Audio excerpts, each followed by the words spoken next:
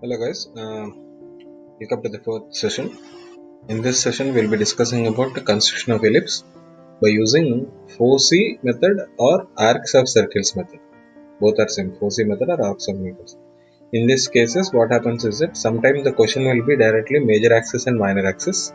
In some cases they'll give you the information regarding major axis and the information regarding the Foci, that is two different points f1 and f2 will be given to you in the question. So suppose let us see this question first, and later on we'll discuss about the another type of problem. So first the question is construction of an ellipse using Foci or the arc subcircles method with the given dimensions as 150 mm and 100 mm. Major axis is 150 and 100 mm. So this is our AutoCAD screen. As usual, once you open it, we have to set this screen with our units. Units is in millimeters already, so let it be in the millimeters. Okay. After that, we'll have to check the limits. We'll have to give the limits. So limits is given 0, 0, enter 500, 500. That is what given. Limits 0, 0, enter 500, 500.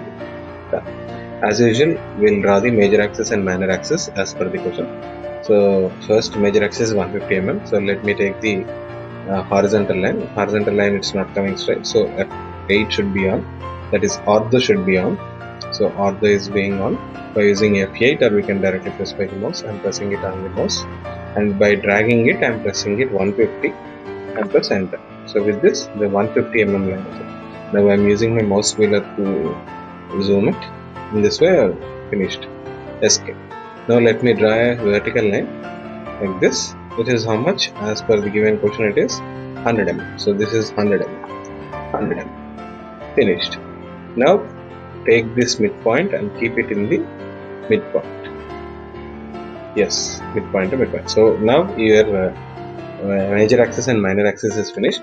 What I am doing is that I am giving the names directly so that we will not get confused by using MT command, that is multi-text command. So whenever it is given to you, directly you will get the ribbon in the top. It will be showing the size here. Change the size to some 4 or 5. I will give 4 and press enter. I'll give 4 and press enter. And then I will type whatever I want. So here I am giving A and pressing the tick mark. So A is finished. So this is given here. Then I am copying it and I am pasting it and keeping here and double clicking it and using mouse and double clicking it and finishing it. Again, this is your C. This is your C. In the same way, again I am copying and pasting. This is your B. So A, B, C, D, 4 things are drawn. One is major axis and other is minor axis. Now, if the question is given major and minor axis, this is the process we are doing. So now take circle command and take A as center, A to the midpoint, draw a circle. Then take this circle, select the center point and change the center point from there to either C or D, wherever it is, no problem. You take anywhere, it will come same. Now this circle, whatever is there, is cutting AB line at two different points. This one is called F1 and this one is called F2. So let me point out those names. So before selecting the points, we have the option of this is something like we have to change the point type. So the command is PT by P, press enter. Instead of having a single dot, I'll press something like this. I'm selecting it and OK. And now use point command, PO, enter. So this is your first point. Space bar or enter bar is for repeating the command. So I'm using space bar here so that the point command is reactivated. So I'm inserting the point here. Now if you have any doubt, you can see this one. If I keep the circle at here, instead of C, I'll press D. You see this circle is cutting again at those perfect points only. Once the points are obtained, you can delete it. So I'm deleting it. I'm selecting it and deleting. So we'll give the names for these things. These things as this is your F2 and this is your F1. So this is how you select the focal points f1 and f2 when major axis and minor axis are given. After that, let me give the midpoint also. It will be easy for us. So I'm giving somewhere here. This is the midpoint. Midpoint generally we denote it by O, so I'm denoting it by O. So now these are the important points which are up. So since these both are very much important to me, I'll select them and I'll give some separate color like red. This is what I'll do. So now you can see. Now from F1 to O, select 4 or 5 points randomly. It's not necessary that we need to divide in equal sums. So I'll select random points. I'm using PO command and press enter, and I'm selecting random points here. 1. I'm repeating it by pressing enter.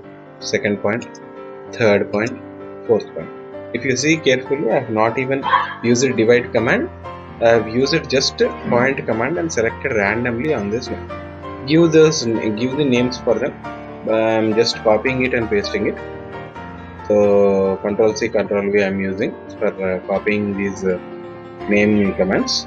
So I'll give those names as 1-1, then 2, 3, and this is your 4. After this is basic steps of your diagram. After this, here comes the main important problem. Now take a circle command. Keep the endpoint as the endpoint A as the center. From there up to 1, draw a circle. Repeat the circle command from B as center and B1 as radius. Draw a circle. So here we have drawn 2 circles at a time. One is with A1 as radius and another one is B1 as radius. Now select this circle and change the center from there to F1. Change the center from A to F1. Similarly, select this circle, change the center from B to F2. Then we'll obtain 2 points where the circles are intersecting. Point them. First point, this is your second point. So we'll give the names. We'll give the names as this one is P1, this one as P2. P1 and P2 are updated. Now this circle and this circle will delete it, so that we will not get any confusion. Further sake, now again take circle. Since A1 is finished, we will go to A2. A to 2. Again repeat circle command. B to 2. Then as usual change the center from A to F1. Escape. Then again repeat the thing, that change the center from B to F2. Finished. Then escape. Use point command PO enter. Then press this is third point and repeat the command P4. So here it is. This is your P3. This is your P4. P4 point is updated. Similarly, repeat it for the other things also. Now again, as usual, you don't want this circle and this circle. Delete it. Now again, circle A3. Again, circle B3. Change the center from A to F1. Escape. Again, change the center from B to F2. Escape. I think now you understood why I have changed the color of F1 and F2, so that I will not get confused. So again, use PO point, select the intersection point and repeat the command, select the intersection point. So Control C, Control V, this becomes your, already P4 is finished, so this becomes your P5 and this becomes your P6. Now again, these 2 circles are not needed, delete them. Use circle command. A3, B3 is also finished, therefore A4 and B4 finished. Change the center from A to F1. Again change the center from B to F2.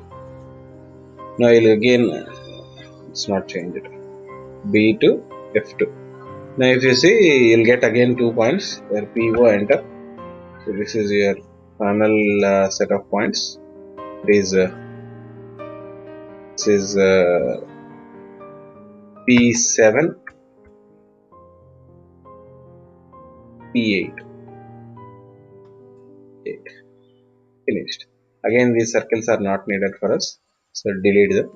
Now use your mirror command and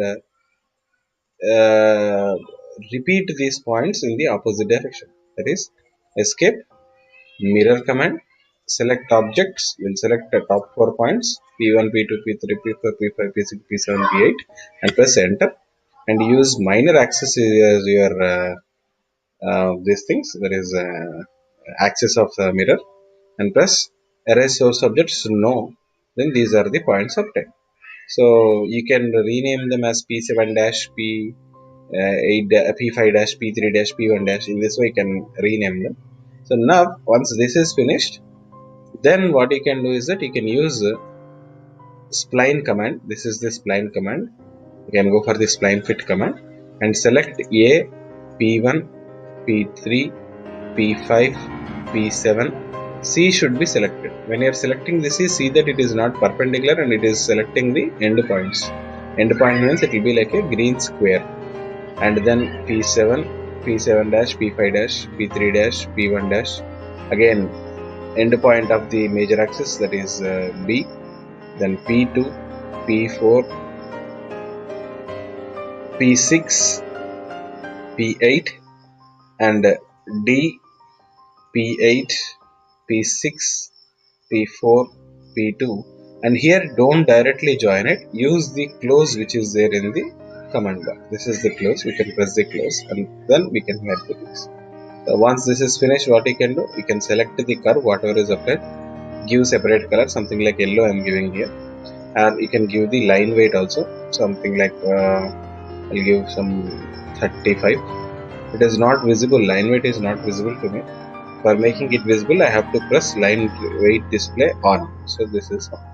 Then press escape, so you can see this is what. Then for now, as per the question, we know the information about major axis and minor axis. Therefore, those should be given here. That is dimension. Major axis is 150. Dimension. Minor axis is 100.